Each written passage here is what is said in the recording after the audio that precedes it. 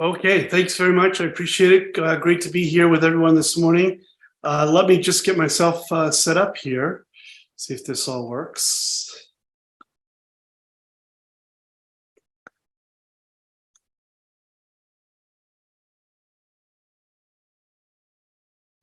Now, if for those that are there on screen, if you give me some quick feedback, I'm showing this in presenter mode so that I can see my notes, although I don't really need them. Are you seeing a presenter screen? Or are you seeing the full slides? We're not seeing anything just yet, Mike.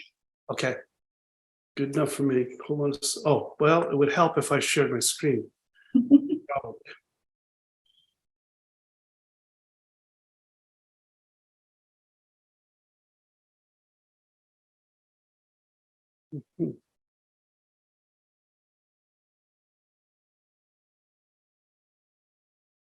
Okay, bear with me just a second.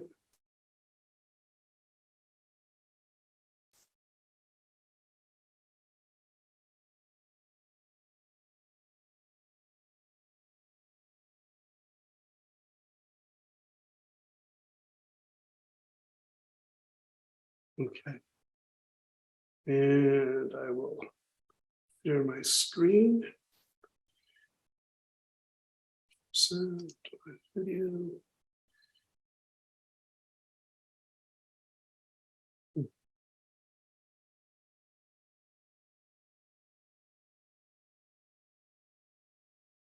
Okay, I think you can see my screen and the sound is coming through okay?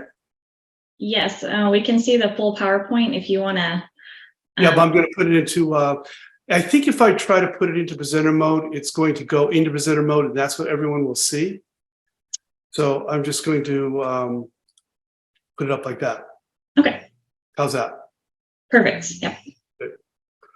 All right, and I'll get this up in the full screen, and this works fine for me. Okay, sorry for a little bit of delay here, or a little bit, 3 minutes over here, so I'll have to try to make up time.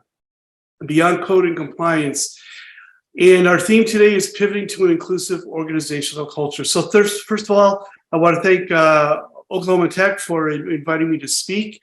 It's always a privilege to be able to share thoughts, experience. I hate to tell you how long I've been in this business, but it's at the age of 40 years now. So it definitely ages and dates me for sure.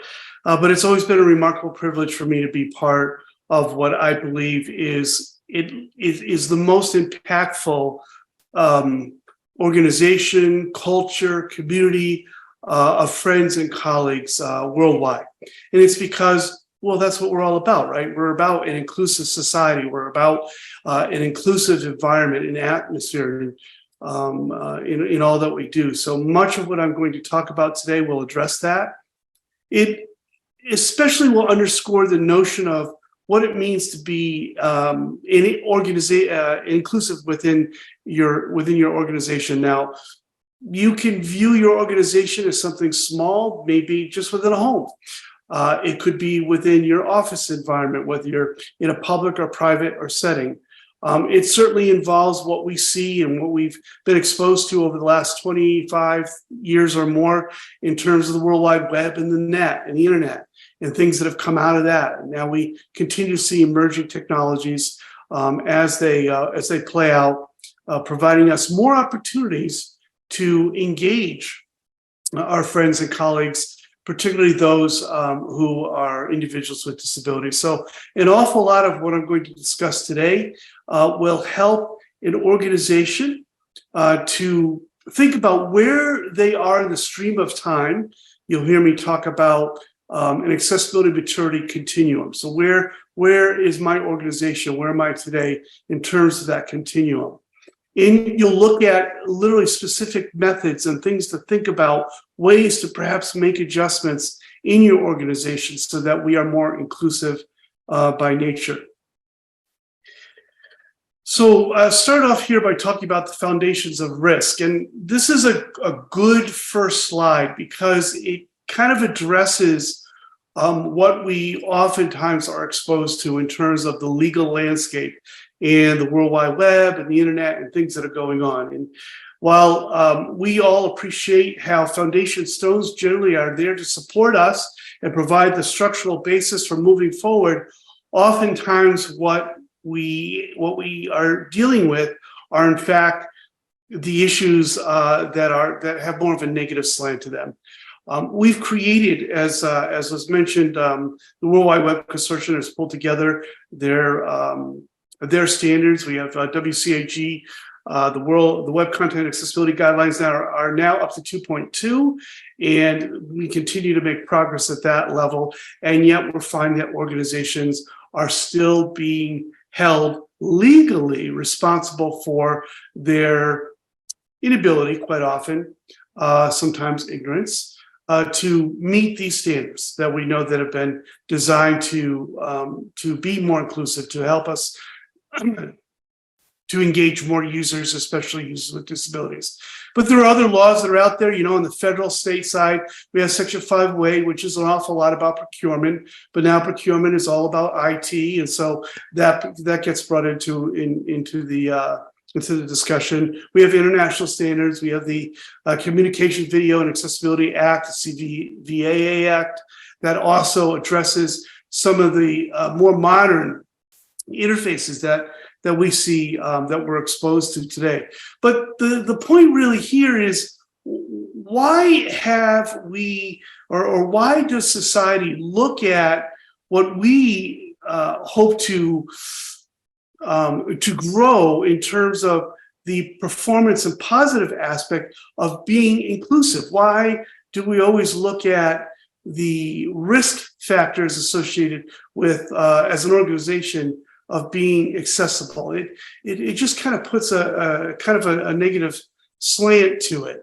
And so we get perhaps notified by maybe a law firm, or maybe a private user, maybe a constituency organization that tells us or informs us, wow, you've got all kinds of problems on your website. We can't use your website. Maybe you're a government office and you have government services and the forms can't be filled out or completed, or there's navigational issues, or it's not screen reader friendly. So we usually follow that up by going out and doing a compliance audit, and then we get something like you see on the screen right now, which is, can really be quite disruptive in nature and quite alarming in nature, especially if you're not used to seeing something that basically looks like pure failure. If you're the one that's you're looking at this, maybe an executive or a supervisor or manager who's getting this report and realizing that your compliance on your site is below par. And you're trying to think, what am I going to do? What do we don't have one web property. We don't have one set of services that we distribute. We have a wide spectrum of websites, maybe hundreds or thousands of websites that are serving all different kinds of individuals. And now I'm faced with this compliance audit. It very easily, you can see how the whole thing can very easily transform into a very negative perspective, which is really kind of interesting, because yesterday I was actually in another studio with some friends and some colleagues of mine. You may know Leonie Watson is the CEO and founder of Tetralogical, and Becky Gibson, who is with Kronos now. Both are longtime colleagues. And we just talked about this notion of why does accessibility have such a bad name in the context of compliance. And a lot of it has to do with the way businesses or organizations look at things around compliance, because it basically suggests that there's a cost associated with what you have to do. And that means spending money, and budgets are tight. And so it goes right up the food chain, so to speak. And oftentimes, as a result of the cost, as they're perceived, seem too much to absorb, and therefore accessibility often gets put lower down in the priority. But we came to the conclusion that with all the arguments that we have heard and that we have seen, one fact is fundamentally true about what we can do together when we enhance our digital properties, regardless of where they are, what they lie on, what device that they're on. If we enhance them for accessibility, it means that we are actually improving the quality of our applications or our websites. When we think about improving quality, what's wrong with that, right? It's oftentimes if you get into a development environment, the engineers and developers and the designers are always looking for ways to make things better, whether it's the performance and the speed, or whether it's the user interaction. So that's really what accessibility is all about. It really is about quality of an interface, of our websites, of our applications, mobile or desktop, whatever they are. It's about making them better so that they work for more people, right? So we reach a wider scope of individuals. And so I feel like that's going to be more of the message that I'll be talking about. It's a lot like security and privacy. I mean, people really, when you think about it, they want security, they want privacy, but to actually install it, get it done, it's a lot of work. And there's a cost associated with it. But why do companies do it?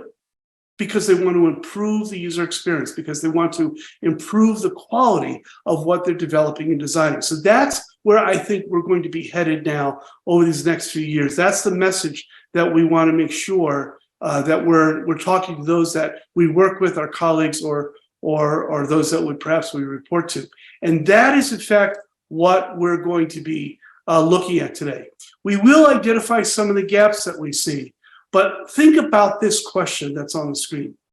What if we were to define accessibility as making a commitment and demonstrating progress, right? What would accessibility look like? Just think about that for just a moment. Making a commitment. Let's just suppose that your QA organization or perhaps a CRM organization, you get some feedback from one of your clients or some of your users, or perhaps if you're in an educational environment, some of your students or some of the staff who have noticed that there are issues around their software, the digital properties that are not usable and accessible to people with disabilities. But what if we could make a commitment that demonstrates progress? We might not be able to solve everything today, and very likely we won't. And very likely it's going to take a little bit, some time here. But if we can make a commitment and then demonstrate that progress, what would that look like? Well, that's, again, what we're going to talk about today. That's what accessibility, maturity, and inclusive organizations really are all about. It's about moving your organization along a kind of a continuum, right? A continuum is a timeline. And in understanding where you are in that continuum is something we're going to look at today. But it's moving your organization along that continuum toward a more mature approach. Notice that, the wording there, a mature approach to accessibility. You're not going to solve all the problems today. You're not going to create a panacea, as it were, for all individuals with disabilities. You're not going to be able to solve all of the problems for all the individuals, all the types of individuals with disabilities. But if we could make a commitment towards a progressive progress and approach to accessibility, we'll find that our users will work with us, especially those with disabilities. We'll find that our organizations will be able to get through some of the stigma that often gets associated, the negative stigma that often gets associated with the lack of accessibility. So let's talk a little bit more about accessibility maturity. So today I'm going to talk about 4 stages or phases, if you will, in terms of what that accessibility maturity model or continuum actually looks like. Those 4 phases are here. First, we'll identify what the issues are. We'll start to prioritize, right? So that's that area of of making progress. Prioritize what needs to get done first. And reasons can be different, and you'll see that displayed in today's presentation. Then we'll start to inject, right, or infuse accessibility in one form or another. Again, depending on what the nature of what you're addressing or dealing with is. And then finally, we'll integrate. Now, integration will be very interesting because we're not just talking about integration in terms of solutions in your digital environment. Remember, the theme of this particular discussion is accessible maturity and an inclusive culture within the organization. So integration here today is more of how, now that we've defined our accessible maturity plan and model, can we now integrate this throughout our organization, top to bottom and across the broad spectrum of whatever business units or divisions or other organizational structures that fall out of an org chart. So the integration into the culture, so that we get to what I love to call the think accessibility mindset. You know, people within an organization, their ability to be able to think that as they're addressing something, that they think about people with disabilities, that they understand what inclusion means. And it's above and beyond, frankly speaking, even what we're getting out of, say, for example, the DE&I offices, or DEI and A, right? Because A has been included now, especially at the federal government level. So we want to become completely inclusive as an organization and as a culture within an organization where accessibility is concerned. So let me just briefly again go through that timeline. So we talk about identify and repair accessibility issues based on standards compliance. There's can include 508, WCAG, European standards regardless of where you are, your state standards that you may have to follow there in Oklahoma. Number two, we're going to prioritize our evaluation and repair activities based on real world impact. And that, again, is something that's really important to think about. It's easy to go out and say, well, we've got a bunch of images that don't have alternative text, so we'll fix all those. In fact, that may not be nearly as important, for example, as the completion of a form field that you're putting up. Because if a person can't complete the process, what good is that? And very likely you're dealing with that on a more real world sort of user to business perspective. Third, inject accessibility best practices into the design and development process. So now, again, from a technical standpoint, but also on a process and organizational standpoint, you have a life cycle, so to speak, an engineering life cycle, a development life cycle, design life cycle. All of these things fit in. And so now we want to inject accessibility best practices all along that continuum so that our developers and designers understand the importance and can build accessible interfaces or accessible environments out of the box. Finally, integrate, right? So again, we talk about integrating accessibility best practices into the culture and practice, so that people aren't wondering, what is this accessibility thing? Or what's a screen reader? How do people use it? I hate to tell you, and I'm sure you've experienced it yourself, sometimes individuals today, they can't believe that people who are blind or have low vision issues can even use the web or use a browser or use a computer. So we have to integrate these best practices so that people adopt them, so that they are thinking accessibility as part of their whole design development practice. So let's start with identify. So again, we mentioned identify and repair accessibility issues based on standards compliance. So why should we pay attention to accessibility? Well, we've already stated a couple of reasons, but as you see listed here on the screen, there are several. Legislation may require, or it sometimes enforces compliance at a number of different levels. If, for example, you're in an educational environment, you're probably looking at IDEA or Section 504, where things are addressed right there within the education above and beyond, or in addition to what you know comes up in, say, Section 508. Reputation. So this is really something that stands out a little bit more as we go on. People and organizations, companies, because of their ignorance, because sometimes of their stubbornness, they just don't address accessibility as it ought to be. I can't tell you how many lawsuits that I've been involved in one form or another as an expert. There is a bet. There is literally a bet by some organizations, especially on the commercial side of life, that they can fight this and not have to address accessibility.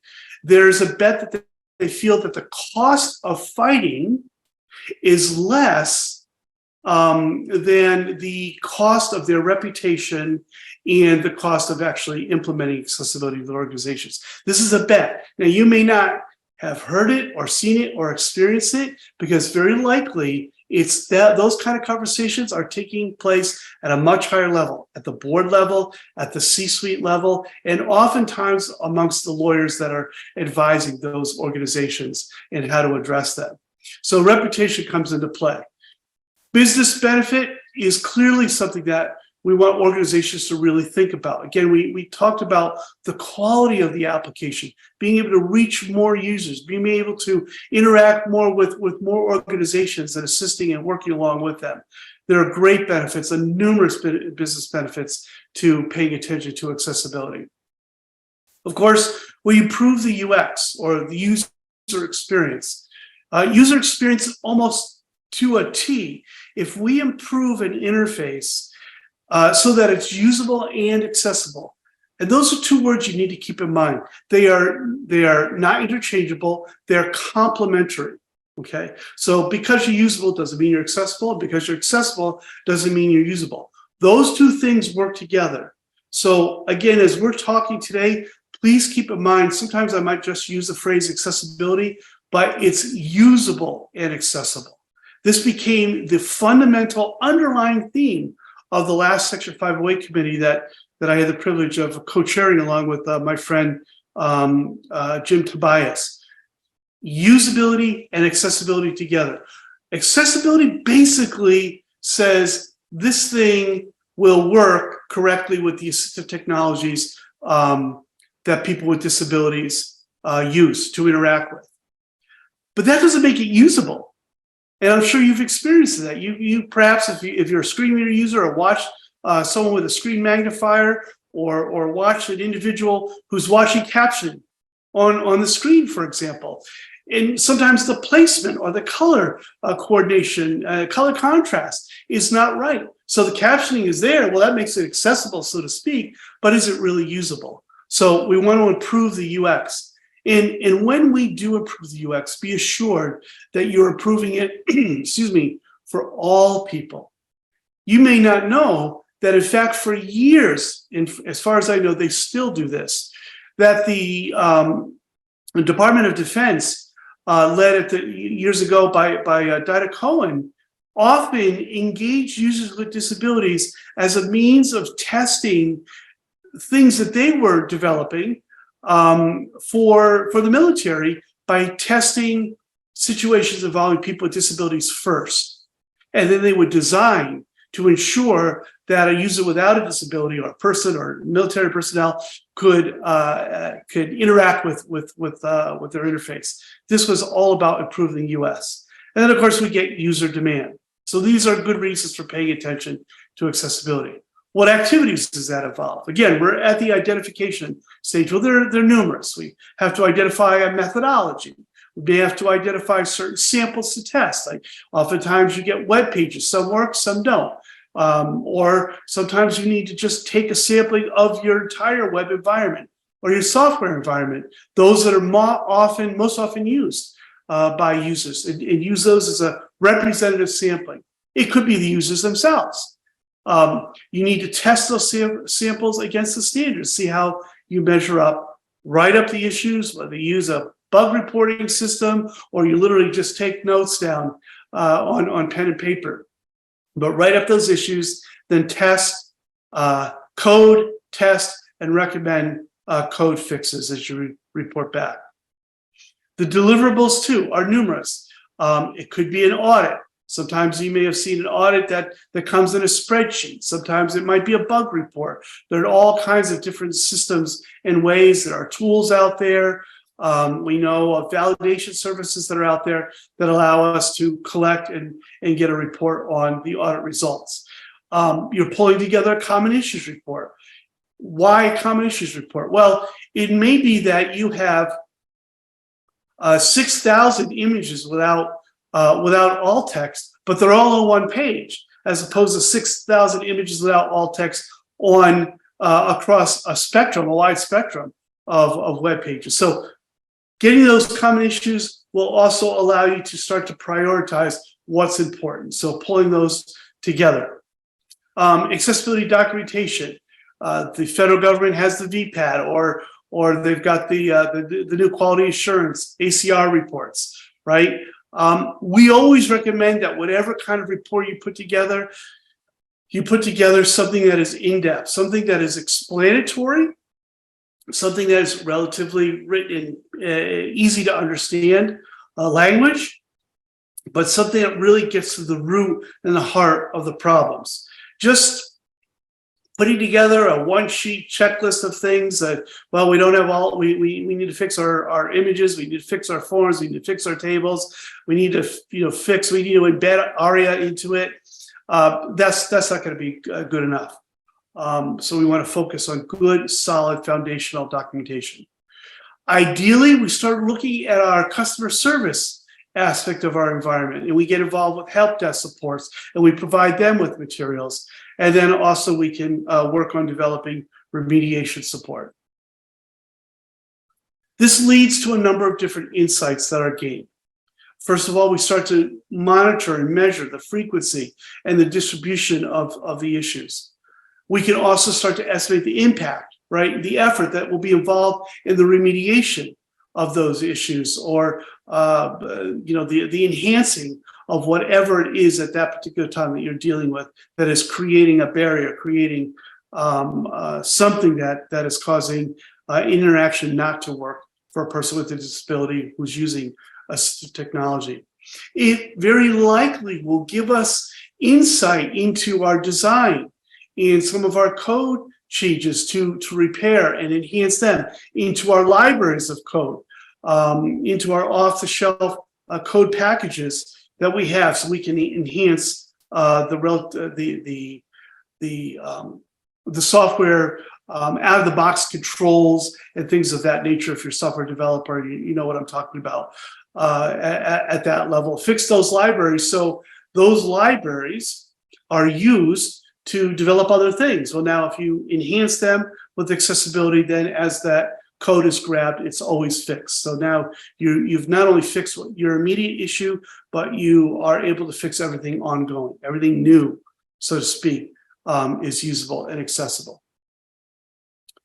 The outcomes, again, this is just at the identification stage. Accessibility is documented. You have an organization that is looking at how it's going to work to enhance or fix any of the issues that are there.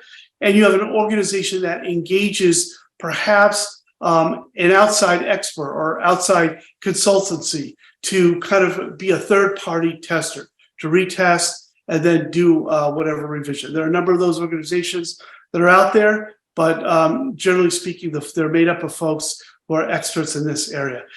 Can't tell you who to choose. I'm not going to make any recommendations, but do your homework. All of these organizations that are out there have pluses and minuses, and you want to make sure that you're getting the best for your money. Okay, so we've talked about identifying the issues. Let's discuss prioritization. So we want to prioritize our evaluation and repair activities, again, as we mentioned earlier, based on real world impact. What do we mean by that? So we'll give it some context. First, if we have a legal obligation, we probably have to address that right away. So sometimes the states will file complaints. Sometimes if you're an educational organization, you may get an OCR, a memo from the Office of Civil Rights at the Department of Education, and you're having to address things at that level. You could be dealing with a lawsuit, and if that's the case, you've got a legal obligation to provide accessibility. You may determine that your custom-built system fails to meet the accessibility requirements, and that knowledge is rooted in how you identified what's going on and why users can't use your systems or your software or your websites. So you start to realize the content management system that you're using, or perhaps the libraries, the software libraries, those custom-built systems are not properly enhanced to build accessible environments. Or you could just be dealing with some angry users, right? Some users that are representative of either a local group or a larger NFB like a constituency. It could be students, could be employees, right? A group of employees who can't functionally work, right? They want to work, they want to be productive, like we want everyone to be, but because you've bought the latest application, installed that, it's not usable and accessible, or you've developed some homegrown application internally, it's not usable. So you're starting to hear and address some of the complaints that you're getting from your users at that level. Gives us some context, some reason for moving forward, which will lead to activities. We started to see a pattern here of how these slides are going. And I will be leaving the slides behind, so you'll have them for future reference. So activities. Well, if you are, say, for example, in an organization and you've got employees or students who are not able to accomplish or work with whatever interaction or whatever digital application or interface that they have, you could start to conduct contextual inquiry interviews. Now, if you're not familiar with what contextual inquiry is, it is exactly that. It's kind of an interview of the user or users or the personas of the individuals who might be your clients, your customers, if you're developing. Say, for example, you're developing a financial application. So your customers would be financial analysts, or they could be accountants or bookmakers, or they could be investors, right? Well, you want to understand, how do they work? And more importantly, how are they using your system? And contextual inquiry is a usability methodology for learning how users or how your users are using your system, how they're interacting. And it's amazing some of the things that you find out. You're not putting them in front of the application. You're actually just sitting down with them and going through their day-to-day activities and how that works. And then you can create a sampling strategy based on insight from those interviews. Those in turn give you some deliverables. First of all, out of the box, you almost immediately start to identify some activities, some errors, some issues, some aha type moments, frankly speaking. You could, by the way, engage users through traditional user testing, which would be having a number of users and with a number of personas, maybe a screen reader user, and a screen magnifier user, and a user with various mobility disabilities or possibly cognitive disabilities, fine motor control disabilities. Those are all different personas. And in working with them, you do some usability testing where you look to see how they can or they cannot use, or what's making it difficult for them to use your system. So this is what comes out of these types of interviews and user testing.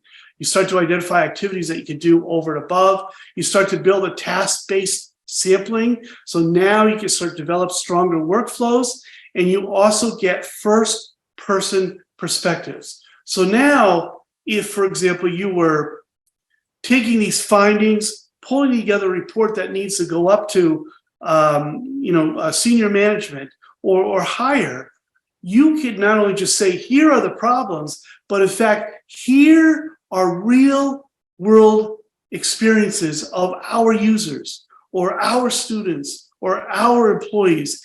And these are real things. So there's nothing, as you know, there's nothing that gets to the heart, because sometimes that's what you have to do.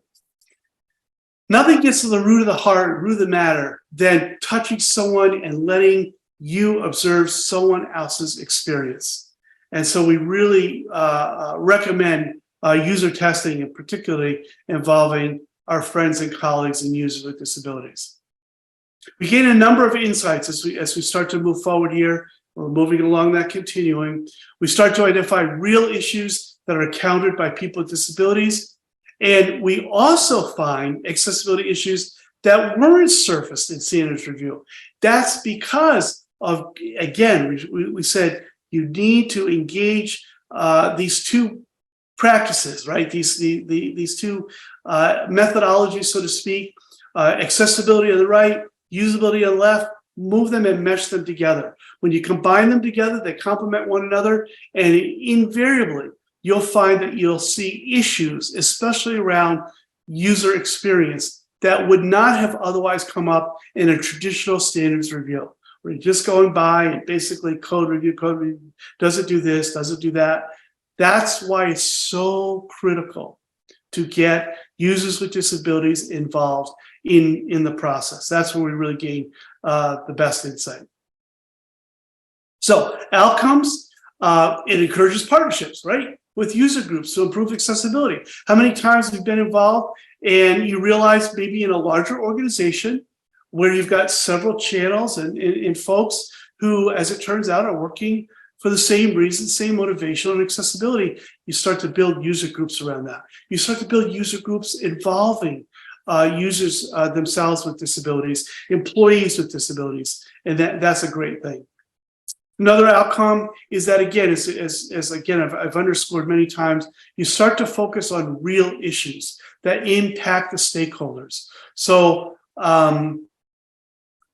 to give you an example, years ago, there was a retailer and the retailer was getting all kinds of complaints that individual screeners simply could not log into their system.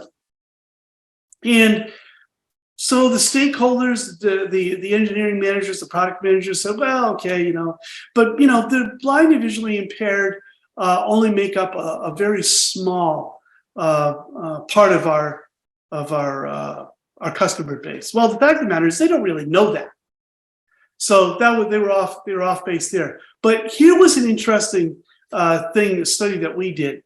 We said, well, let's just say at that particular time that a couple of individuals who are blind decided that they were going to buy print cartridges. Those print cartridges are about $25 to $30 a piece. And twice a year, they buy 4 of those. And if you do simple math, you say, in a month, not so much money. But what the stakeholders actually did, and it was really interesting, they started to go in and track how, on average, how many users. They didn't isolate blind from the visual. They just went in and looked to see how many people bought those products per month. We figured a couple a year, or maybe 4 in an entire year. It turned out that they were well over 200 that were bought on average by the average user every day. Not every month, not every year, not every 6 months, every day. Well, they started to add up the impact of that. And now for them, the impact was real, because now there was a business value proposition. Now they started to realize we're leaving all of this money on the table because we simply haven't made it easier for our users to log in and be able to purchase and buy. So that's just one example of how that might work out. Other outcomes might be that we get to we'll fix the issues that are related to AUX, as we call it, or accessible user experience. So we're not just fixing the things, we're enhancing the things that make it easy for AT to interact with what we developed, but we're also looking at workflows. How do I get, do I follow how a screen reader user gets from point A to point B to point C to point D, right? If you're doing really good usability, it should never be more than 3 clicks at any level. But can a screen reader user actually follow that workflow? See, that's part of the user experience, and we want to make sure that we enhance that. Okay, so now we've gone through, we've analyzed, and we get to that point where we need to inject accessibility best practices. We're not talking about fixing so much right now. We're talking about best practice. What are the things that we need to do as organizations within the design development process and inject them? So when do we address accessibility? Well, we've been talking along the line of this accessibility maturity, and it's going to be different depending on where you are. You may be right at the start and saying that we have to develop a strategy. We have no idea, no clue. Now we've got all this information and we know what some of the issues are. We've got reports here. We've got real world scenario testing experiences. But where do we go? Where do we go? How do we get this? You might be at the strategy, or you could be already at the point where you've done the strategy, you've got the design, but now you're finding that some of your content is not usable or accessible. You're finding some of the code packages or the coding at the development level needs work. And frankly speaking, you haven't really closed looped your quality assurance so that you're catching bugs, so to speak, right? A software bug, and then getting them fixed and remediated right away. So you've got kind of a, what's very common today in the development world is a very agile process. Design, develop, QA it, bring it back to the loop, all in a very short period of time. So give it some context. Your organization understands that remediation is costly and ineffective. So what? They've got to do something about it. Or your organization knows that its current processes do not support accessibility. So what? They've got to do something about it, right? Or your organization seeks to address accessibility early in the process and improve its processes. This results in activities, for example, determining appropriate interaction points and methods within that engineering lifecycle. And they may have to view and respond to various design artifacts.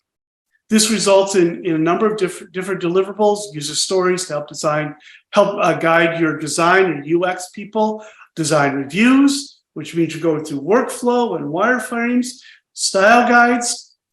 You start to produce training materials and best practices. You enhance your code libraries, whether they're technical or they're just design code libraries. And then you also look at your QA test design and the resulting implementation. This too also gives us some insights that are very valuable. We gain optimal time to address accessibility in the design and development lifecycle. Invariably, things are slow. It's a slow-moving train, right? Progress is being made, but it's a little bit slow.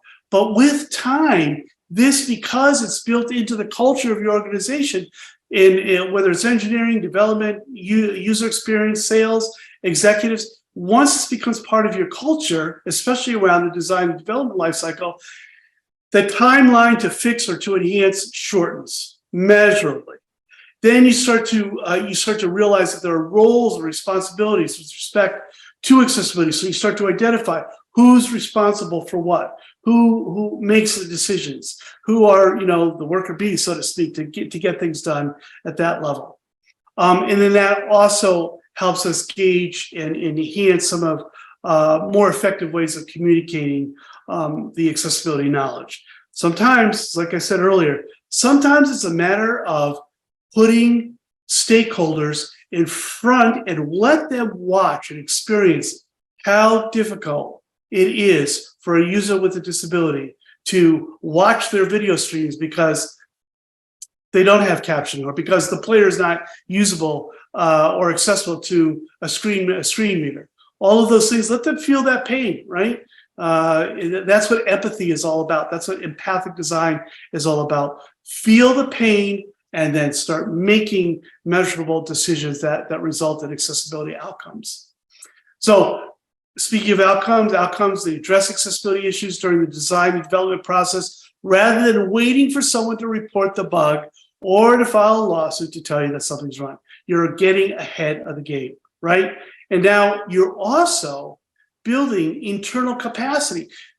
I can't tell you how many organizations I've been involved with where they had maybe one person or no individuals who really had any feel for accessibility at all. But now, because of all of these processes that we're going through, you're building that internal capacity for accessibility.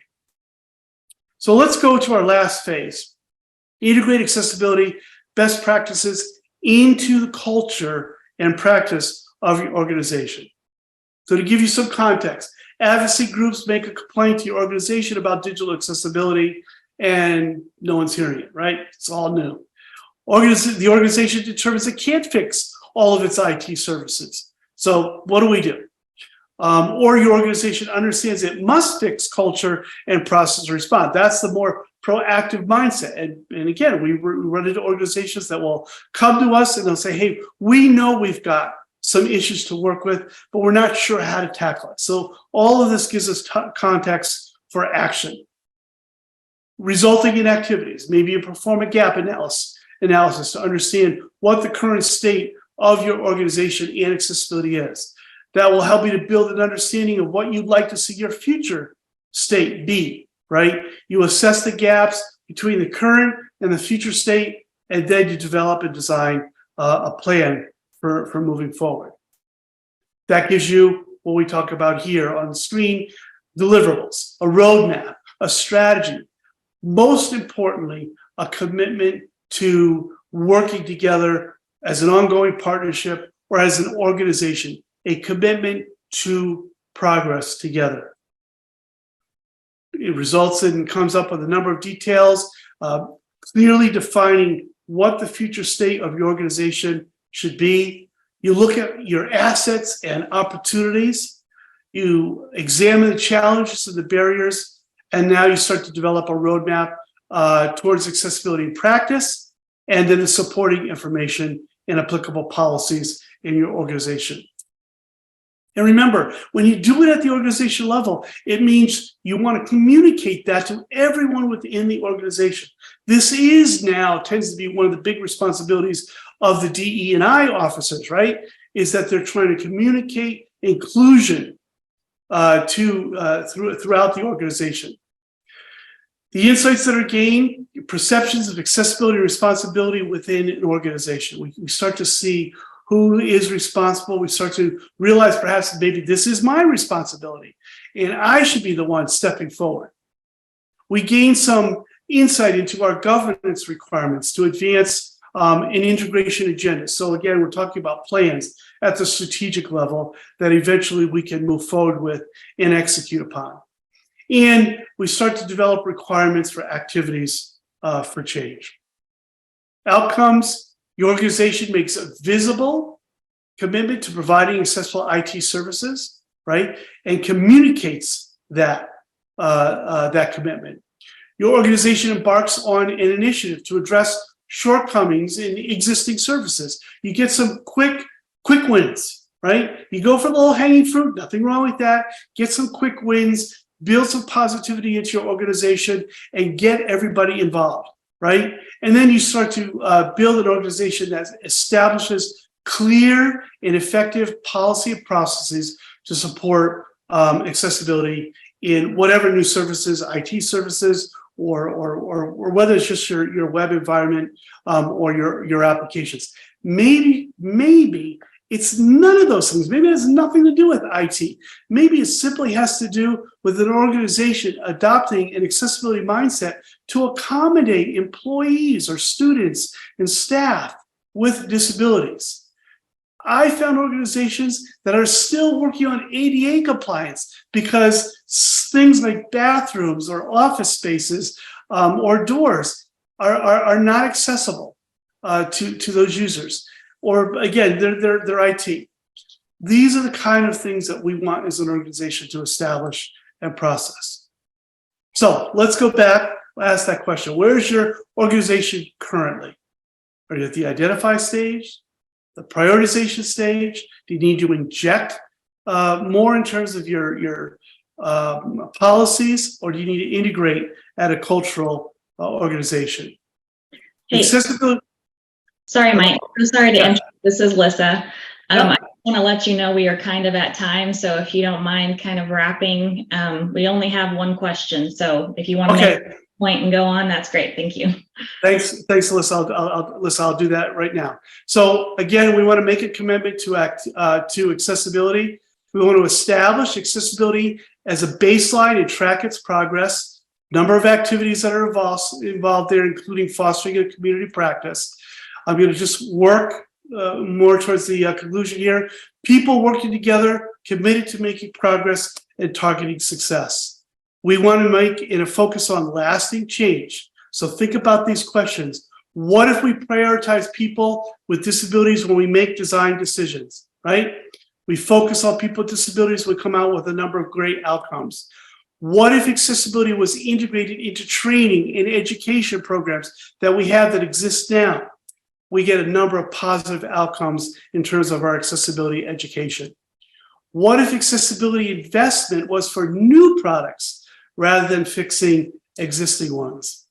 BJ Fogg once said, when people feel successful taking baby steps, they often find themselves wanting to make big changes, including their environment. So as we conclude, keep these 4 phases in your organizational environment in adopting prioritizing your inclusive organization. Identify, prioritize, inject, and integrate. If you follow these phases and you follow what we've discussed today, you will build an inclusive organization. Thank you.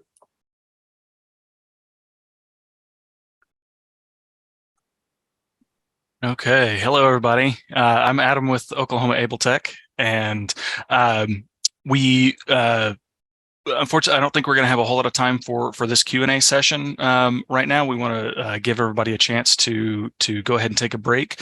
But if you want to go ahead and we will launch a quick poll. This poll is going to be at the end of each session before the Q&A sessions, and it really helps us keep the lights on. It's a question we need for some of our reporting purposes, and to help incentivize this, anybody that that answers a poll will be automatically entered into a prize drawing for some sweet accessibility swag. And each poll that you enter will get you an entry into the thing. So the more you answer, the more chances you have to win a prize. So with that, if there are any additional questions that people want to put into the Q&A, feel free to. And I think it would probably be good to go ahead and send people on, go ahead and send people for the break. But if Mike, if you've got some time, if you wouldn't mind answering some of the questions that come through, people can hang around for that if they'd like to. We don't have very many yet, but if anybody has any now, that would be the time to go ahead and put those in. So to get started with that, we have Simon asking, it's in a question, but just a comment. I like Mike's reframing of accessibility as more of a focus on overall quality. That approach is more likely to get buy-in from administrators and other stakeholders. Yeah, exactly. And ironically enough, 40 years doing this, and yesterday this just came on as a light bulb as a discussion with some colleagues. So yeah, I totally agree. I think this is more meaningful to stakeholders. Yeah, great. Okay, next question we have from Anonymous. What trainers are recommended on the topic of VPATs? Yeah, I guess I'm not quite clear on your question, but let me just assume that you work with an organization. So ideally, generally speaking, it's individuals who are have some background in standards activity at some level.